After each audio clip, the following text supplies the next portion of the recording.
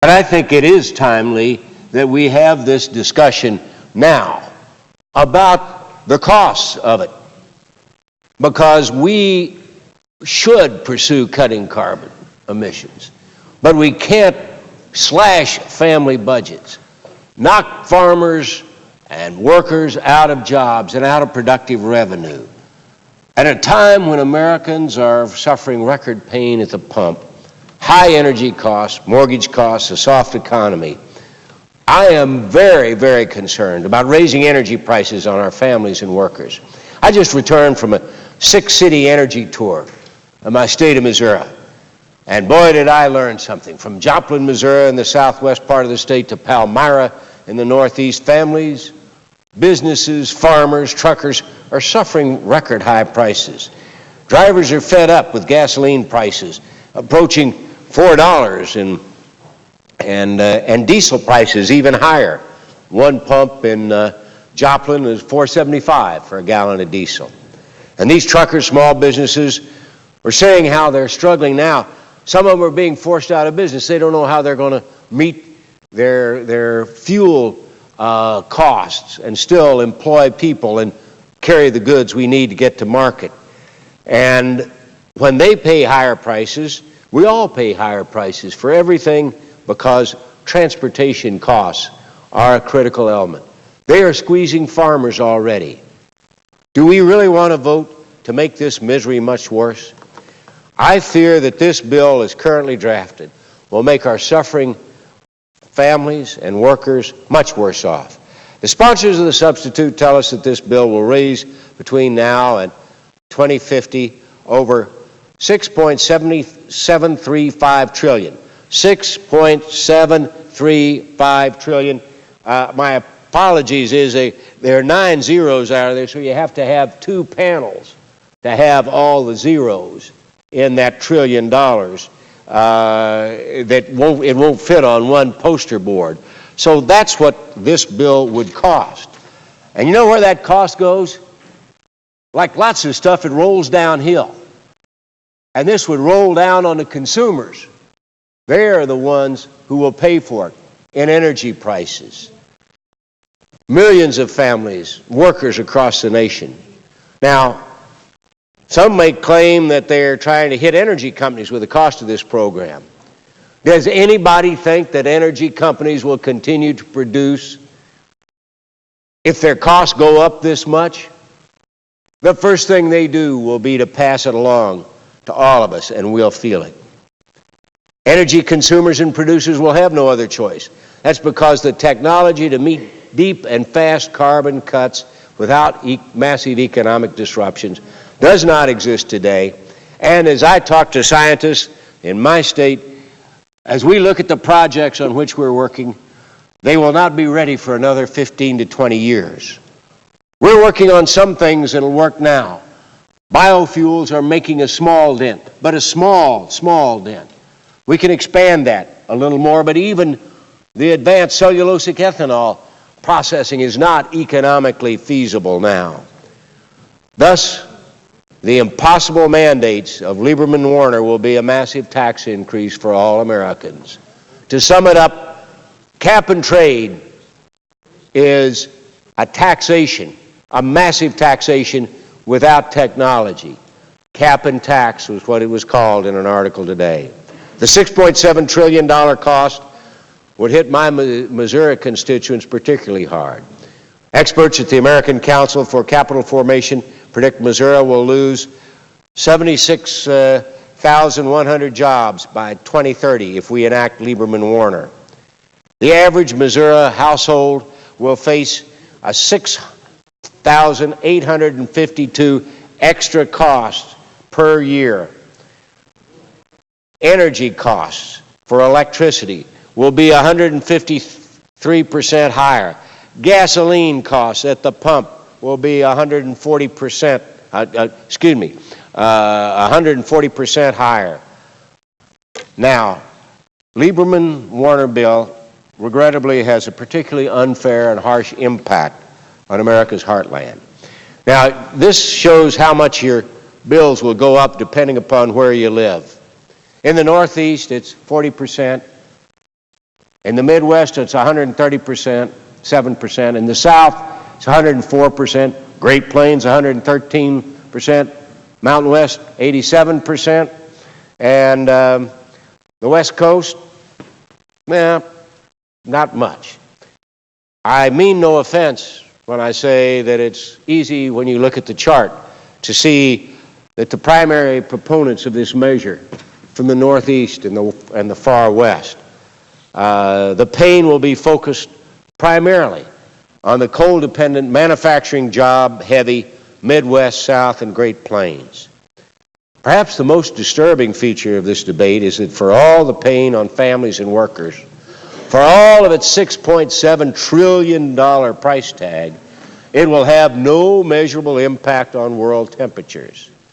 That's right, the Environmental Protection Agency estimates that if China and India do not institute similar plans to the same extent we do, as they have already told us they will not, this bill before us will have no measurable impact on world temperatures. That means $6.67 trillion in pain for American families and workers for no gain in global temperature lowering. I'll have to say more about this during this debate in coming days. I also look forward to debating how we can cut carbon without cutting family budgets or worker payrolls. There's so much we can do to reduce carbon emissions by increasing nuclear power production. And we do need to get more nuclear power. Do we have the scientists, the engineers? No. Do we have the basic vats that are needed? No. We need to develop that industry in the United States.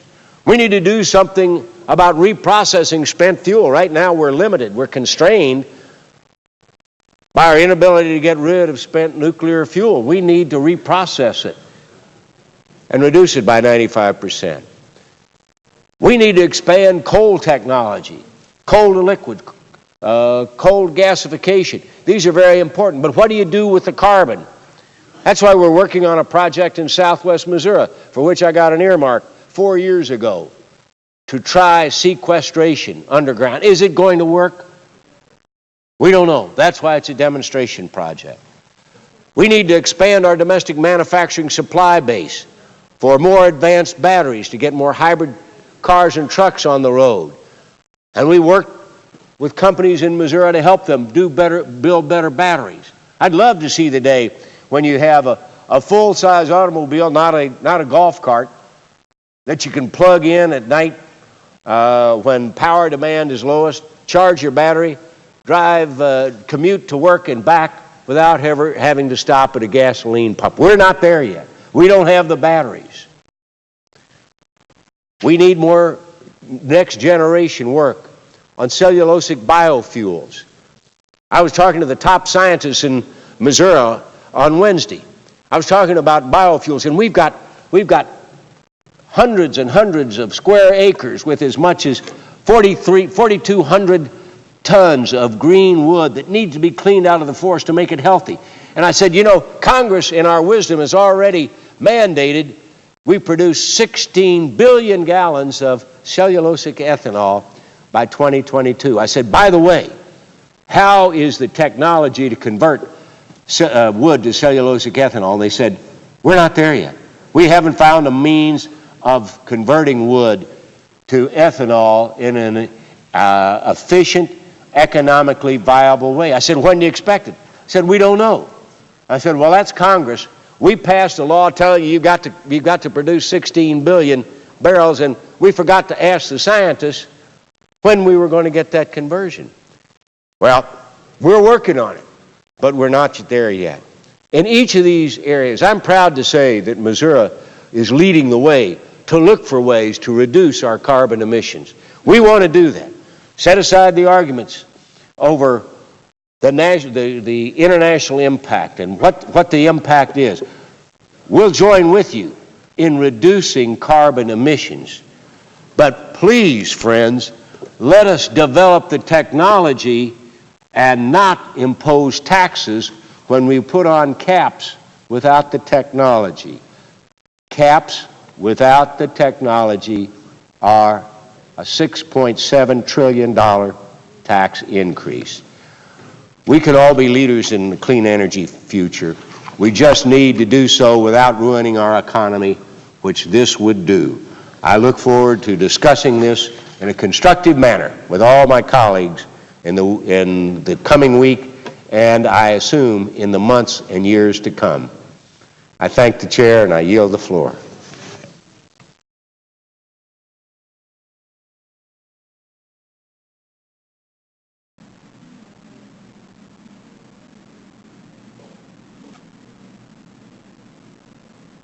Okay, Madam President. Senator from Oklahoma. Madam President, we'll have Senator Domenici on his way down here, and I want to yield some time to him. He's been just a real hero in our pursuing the one of the forms that we'll have to have in this country if we're going to be able to run this great machine called America, and that's nuclear energy. And I was very glad to hear the comments made by the senator from Virginia, who had complimentary things to say about nuclear energy and what is going to have to be necessary if we are going to be able to continue to do this. Before the senator from Missouri leaves, you had a chart up there, and you were referring to the chart as to the increase in the price of gasoline. I don't know whether you still have that chart or if you have it in your notes, because you went over it so fast, and to me, that's the focal point, at least in my state of Oklahoma. Well, at the price of gasoline, in one, we said 100. We had we said 140%.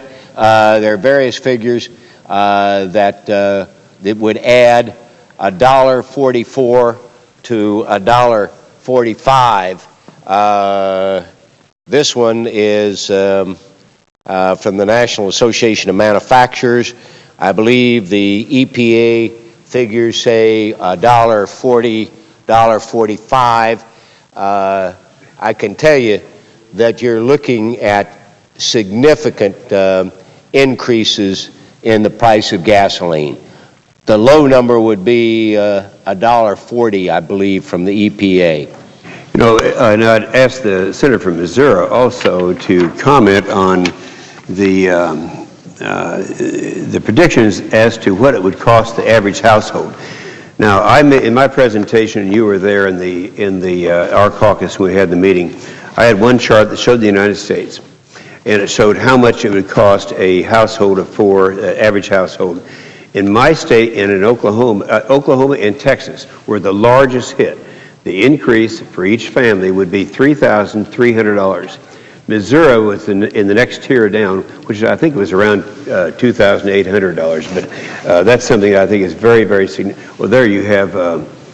We have $6,852 in the average Missouri household. That source of that is the National Association of Manufacturers, March 13, 2008. But it is obviously these costs are just estimates. When you realize that those states like Missouri, which depend upon coal, and no telling what the grand czars will allocate, the unelected bureaucrats who will allocate for coal production or utilities burning coal, and they're right now $13 a ton on carbon emissions. I think some of it's trading 3 times that high in Europe.